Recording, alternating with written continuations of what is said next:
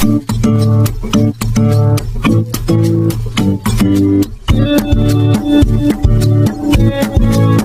saya tidak percaya dengan baptisan bayi karena bayi tidak bisa memutuskan. Pembaptisan itu harus sebuah keputusan kan. Lahir baru itu adalah sebuah keputusan. Makanya Yesus ngomong sama si Nikodemus, kamu harus lahir baru, lahir oleh air dan roh. Artinya sebuah keputusan. Kalau kamu tidak lahir kembali, artinya dia sudah dilahirkan, lalu lahir kembali. Artinya adalah sebuah kedewasaan. Nah, kalau dibaptisnya, walaupun di Katolik ya, itu nggak ada masalah. Tapi masalahnya waktu bayi itu yang buat saya adalah masalah.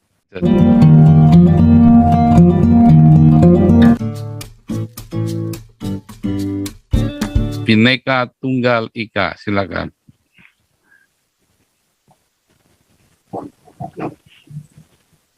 Salam, Pastor Paul, Guten Abend. Guten Abend. Baik.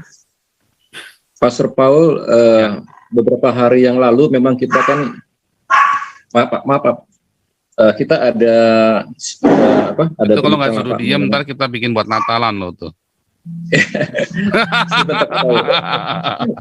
Biasa nih dia mau ikut gebrak nih. Ikut gebrak. Kalau nggak diam suruh buat Natalan loh ntar. Jadi begini Pak Paul, 3 hari yang lalu memang ada viral video ya Pak, mengenai saudara kita yang kecelakaan di tol itu ya Pak. Jadi ternyata video itu suami dari almarhumah ini memang dia sudah diramal Pak. Jadi judul dari video itu ternyata sudah diramal. Saya memang dari dulu anti ramalan ya Pak ya, karena memang di dalam Alkitab kita itu kan sudah jelas Pak ya, Ulangan 18 ayat 13 ya Pak ya. Jangan ada janganlah kamu harus hidup dengan tidak tercela ya Pak ya di hadapan Tuhan Allahmu. Yang saya maksud Pak Paul, sekarang ini kan banyak denominasi ya Pak ya. Ya saya punya teman seorang pendeta mengatakan, memang ramalan itu adalah ada 2 katanya Pak. Penglihatan yang dari Tuhan, oleh Tuhan, dan penglihatan oleh setan Pak. Itu gimana Pak Paul membedakan itu Pak? Itu yang pertama Pak Paul. Yang kedua Pak Paul, ini di luar konteks ya. Kebetulan putri saya 20 tahun lalu lahir di Berlin. Itu masih berlaku nggak Pak? Akte kelahiran beliau itu untuk kita untuk apply, katakanlah seperti green card di sana Pak. Itu aja Pak Paul. Thank you. Ntar itu kelahiran kan 20 tahun yang lalu kan? Ya. Kalau nggak salah, dia sudah otomatis loh warga sana loh. Dia tinggal pilih. Kalau yang baru-baru, saya nggak tahu Pak Hawin yang lebih tahu ya aturan yang baru sekarang ini, karena kan saya nggak ngikutin aturan-aturan ini. Jadi sejak 10 tahun yang lalu atau apa ya, itu baru dirubah. Mau lahir di sana ya nggak urusan. Tapi kalau sebelum itu yang lahir di Berlin, dia berhak atas kewarganegaraan Berlin, kewarganegaraan Jerman.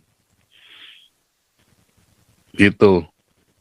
Jadi mungkin dia justru nggak masalah saya kira ya. Tinggal apply aja. Nggak masalah Pak, tinggal apply. Kalau yang baru sekarang udah nggak berlaku gara-gara imigran inilah ini rese ya kan, gara-gara refugee ini kan. Itu yang pertama itu ya. Jadi itu nanti mesti aturan-aturan. Tapi ya bahagialah ya, karena dia bisa langsung dan dia bisa punya hak-hak. Tapi harus apply. Ya kan, dan lepaskan, berarti kan dia harus apply ke sana, ya tidak harus melepaskan warga negara Indonesia, cuman orang Indonesianya kan yang nggak mau kan, otomatis gugur. Kalau sudah punya kewarganegaraan lain, maka kayak punya saya, otomatis gugur warga negara Indonesianya, nggak perlu saya batalin, udah otomatis gugur gitu loh. Karena di Eropa boleh double warga negara, tapi di Indonesianya kan nggak boleh, makanya otomatis gugur. Di Eropa mah boleh-boleh aja Anda punya double warga negara, tergantung negara yang didobelin mau apa enggak. Itu ya. Nah, yang kedua tadi membedakan penglihatan dari setan sama dari Tuhan. Kita ini hidup ada di dalam dunia yang jasmania. Tetapi di mana sih orang mati itu? Kan ada di sini juga. Atmosfer kita ini ada dunia orang mati. Surga ada di mana? Ya di sini juga. Itu kan bukan 3 dimensi. Ya kan? Nah, di mana Anda berpijak? Kalau Anda lahir baru dan selalu hidupmu dikuasai oleh Roh Kudus, maka kita ada di dalam paradiso atmosfernya, bukan di Hades. Kenapa orang-orang indigo sering melihat orang mati? Ya karena dia di Hades. Coba kalau dia sudah lahir baru, benar-benar lahir baru ya, nggak basa-basi, nggak retorika loh. Bukan definisi Kristen asal ke gereja, asal kasih kolektor pasti Kristen, asal udah dibaptis pasti Kristen, bukan loh. Dia benar-benar lahir baru dan dia penuh dengan roh, maka dia nggak akan lihat orang mati, dia ngelihatnya malaikat di sorga. Gitu Pak. Jadi taunya di mana ya? Dia dari kesehariannya dia. Kalau dia nggak penuh dengan roh ya tiap hari dia ngelihatnya orang-orang indigo itu ngelihatnya ya setan, ngelihatnya roh jahat, ngelihatnya dunia orang mati. Kalau dia hidupnya di dalam Tuhan, terus ya dia ngelihatnya malaikat Tuhan, pesan-pesan yang baik. Jangan takut, selalu begitu. Nggak dikasih lihat yang aneh-aneh. Masalahnya banyak orang suka ngeliat yang aneh-aneh. Nah itu salahnya sendiri. Terutama orang Pentakosta karismatik. Oh saya ngeliat setan di ujung sana, di ujung setan tuh. Tiap hari pendeta syafaat di gereja itu ngeliatnya setan terus. Pikir saya ini orang jangan-jangan hidupnya masih di Hades dia. Kalau saya mah ngeliatnya malaikat terus ya. Saya ngeliatnya malaikat terus, makanya moodnya baik terus. Coba orang ngeliatnya setan terus ya moodnya nggak baik. Dibeden-bedenin terus ya kan. Kalau saya ngeliatnya malaikat terus ya moodnya baik terus, makanya sukacita terus. Gitu, Pak Bineka. Jadi, penuhilah hidupmu dengan firman Tuhan, logos. Baca firman tiap hari. Hidup di dalam kasih marturia, diakonia, dan hidup dalam kekudusan. Nanti logos jadi rema. Itulah hidup kita penuh dengan roh. Maka kita akan dikuasai. Bahkan tidurnya aja berbahasa roh. Saya aja ngimpinya aja berbahasa roh. Ngimpi itu saya sekarang, kalau berkelahi mimpi, nggak pernah kalah. Selalu saya yang menang. Kalau dulu yang mimpinya kalah terus, begitu bangun mukulnya mukul tembok beneran. Bahkan kalau ketemu setan pun saya kejar-kejar. Ya, kenapa? Mimpinya penuh dengan kemenangan. Setan pun tak kejar-kejar, jansenan wis. Nama umat Tuhan berkemenangan. 2010-2013 saya ngimpinya buruk semua. Waduh, ndak karu-karuan. Setelah saya ngalami perjumpaan dengan Tuhan.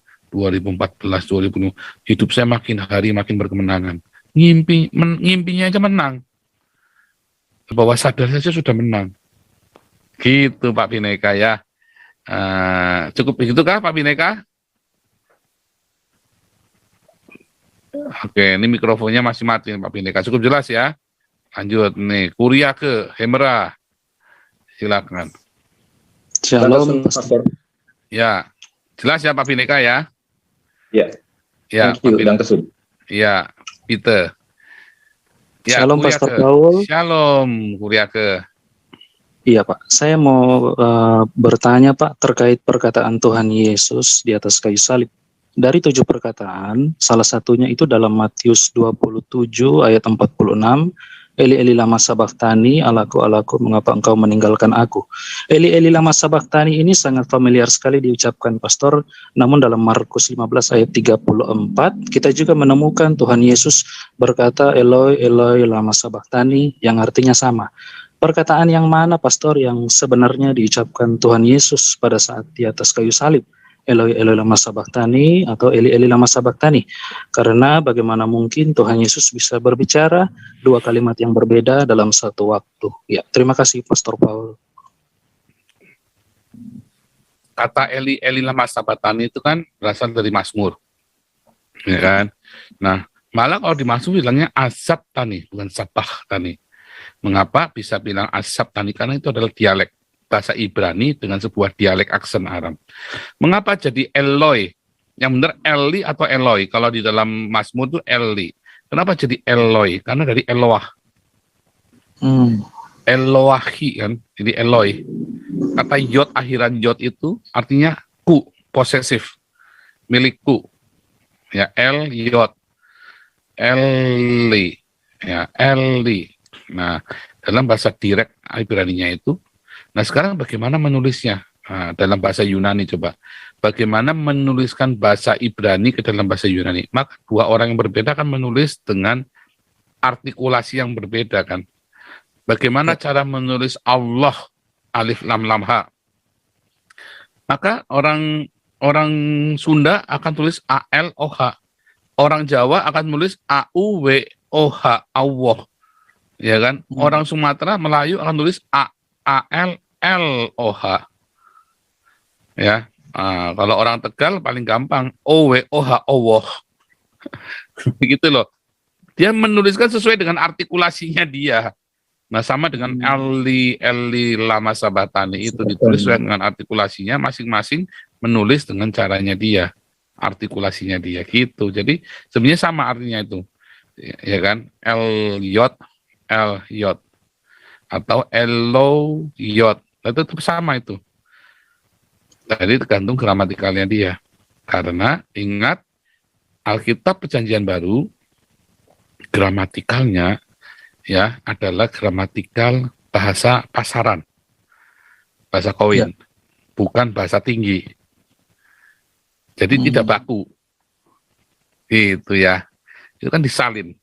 Dia mendapat satu kisah, kemudian dia salin, ya kan. Jadi sebenarnya sama.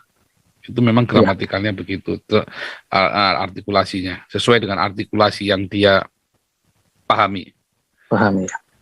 Terima kasih, Pastor Paul. Oke, lanjut ya. Ini ada Yeti Luciana. Silakan Yeti. Ya, salam Pastor. Salam. Pastor, saya mau nanya, kalau saya kan sudah dibaptis secara Katolik, tapi saya dibaptisnya itu masih bayi. Nah, untuk saya cuman masalahnya saya sampai detik ini bagaimana ya belum bisa hidup baru. Saya ingin hidup baru intinya, Pastor. Karena saya merasa Katolik saya itu hampa. Apakah saya harus dibaptis lagi atau pindah gereja ya, Pastor? Saya siap sih. Saya bosan dengan keadaan saya saat ini. Itu maksudnya pergumulan kok nggak pernah habis-habisnya. Lalu saya nggak mampu berdoa, saya nggak mampu berserah gitu loh, Pastor. Untuk baca Alkitab pun saya bingung juga ya, mulai dari mana gitu. Ya memang kan kalau Katolik itu kan baca Alkitab sesuatu yang aneh ya, meskipun ada kadang ini bulan Alkitab atau apa. Nah kalau di rumah kan saya juga untuk kondisi 2 tahun belakangan ini saya memang tidak baik kesehatan saya, Pastor. Yang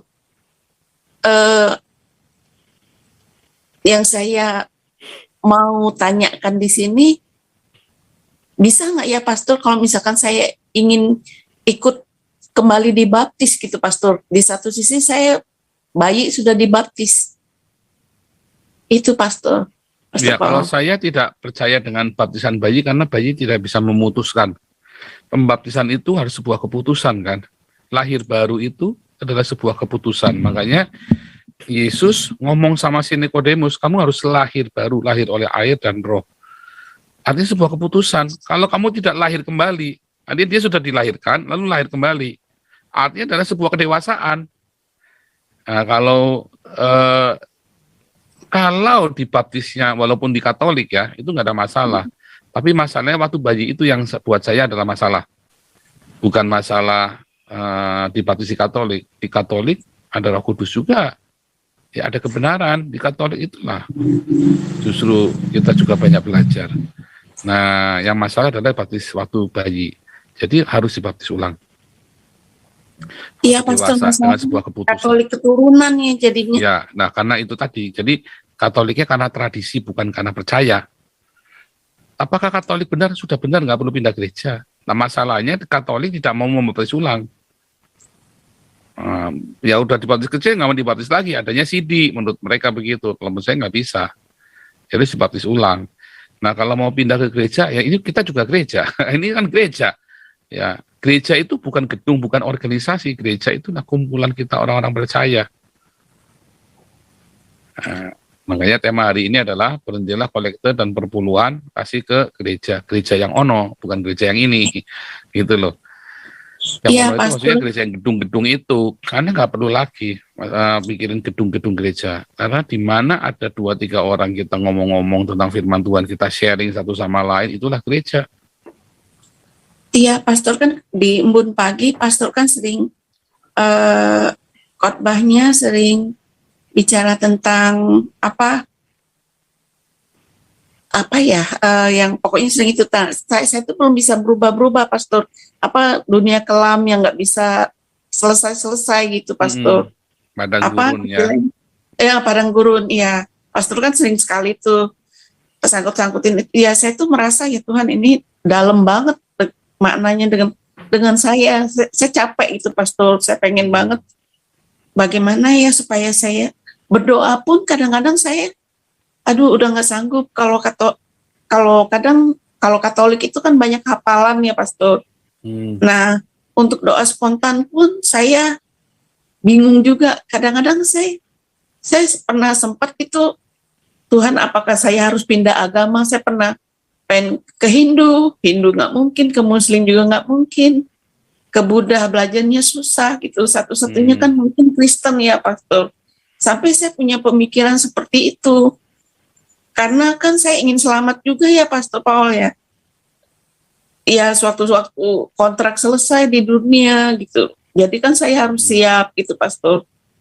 Paling tidak sekarang, Bu Yeti, apa yang Ibu Yeti paling inginkan sekarang dalam hidup? Damai di hati. Saya belum bisa damai, apa-apa takut. Stop. Sekarang kan Ibu Yeti pengen damai di hati. Iya. Nah, ucapkan itu di dalam nama Yesus. Tuhan, aku pengen damai di hati. Coba ikuti saya. Iya. Iya, ngomong apa, Pastor? Maaf. Nah, tadi coba. Tadi ingin apa tadi? Ingin damai di hati. Nah, sekarang di belakangnya dikasih nama dalam nama Yesus. Dalam nama Yesus, Iya. saya ingin damai di hati. Itu doa itu udah. Iya. Itulah doa. Doa itu enggak yang panjang-panjang aneh-aneh, muter-muter kemana-mana, sampai utara, selatan, ngetan, ngulon, ngalor, ngudul. Doa itu tadi. Doa itu apa sih? Doa itu adalah harapan. Saat kita membatin, dan kita membatinnya di dalam nama Yesus, itulah doa. Iya, Pastor, tapi saya juga memang sering ngomong kalau di perjalanan, terutama jika anak saya membuat saya stres, depresi, saya paling suka ngomong, Tuhan pasti tolong saya, Tuhan pasti tolong saya. Tapi nanti saya ketakutan lagi gitu, Pastor. Karena kamu nggak punya iman. Ya itu justru saya ingin beriman. Kenapa tidak punya iman? Alkitab berkata, iman datang dari pendengaran. Pendengaran apa? Rema. Rema itu apa? Ya, rema itu adalah firman Tuhan yang hidup.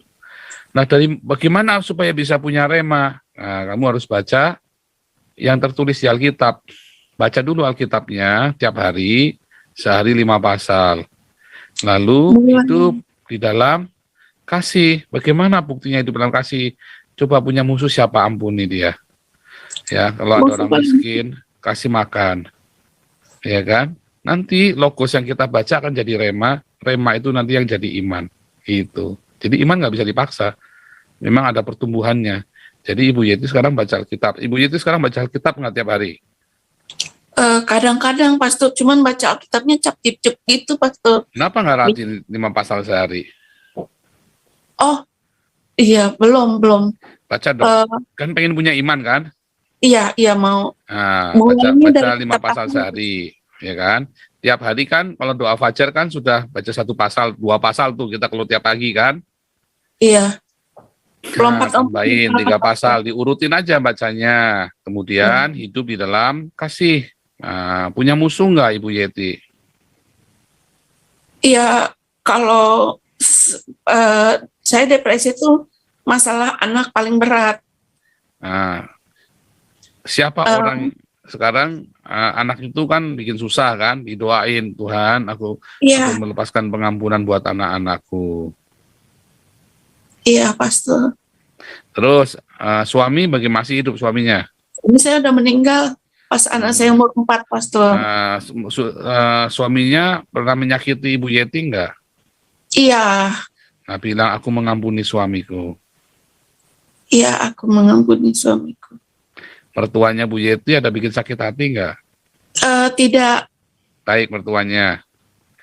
belum, nggak pernah, nggak, pas nikah mertua udah nggak ada, Pastor. Oke, terus Ya. ada teman-teman yang pernah mengkhianati, menyakiti Bu Yeti enggak? Ada teman kantor sama teman gereja. Nah, Teman sekarang gereja ampuni tapi- mereka. Nanti di dalam hati sebut namanya, minta ampun. Tuhan, aku mengampuni teman saya yang namanya ini, saya mengampuni dia. Terus mereka lagi hidup susah nggak sekarang teman-temannya? Tidak, kan yang pernah menyakiti saya itu bos saya juga kan, Pastor. Nah, ampuni, Sama Tuhan aku mengampuni selingkuhannya, Bos. atasan saya. Nah, Iya. itu aku mengampuni. Terus setiap hari Ibu Yeti Ya. selalu ya, setiap bulan sisihkan uang itu untuk diakonia. Diakonia tahu ya diakonia ya? Kasih buat Iya. kasih makan orang miskin, bukan kasih utangan sama orang ya, tapi kasih makan. Bukan ngasih uang ke orang, salah ya. Tuhan tuh nggak ngajarin kita ngasih uang ke orang. Tuhan ngajarin kita kasih makan. Ya, diakonia itu bukan ngasih utangan, orang pengen beli mobil, pengen beli motor cicilannya terus utang sama kita, itu bukan diakonia, itu namanya kita jadi rentenir. Diakonia itu ada orang lapar di pinggir jalan, dia miskin papa, nah kita kasih makan dia. Apalagi kalau dia orang yang miskin sekali, susah, lebih susah dari kita. Kasih makan, itu diakonia. Rajin-rajinlah diakonia. Nanti apa yang dibaca logos itu nanti bisa jadi rema. Rema itu makin menumpuk, jadilah jadi iman.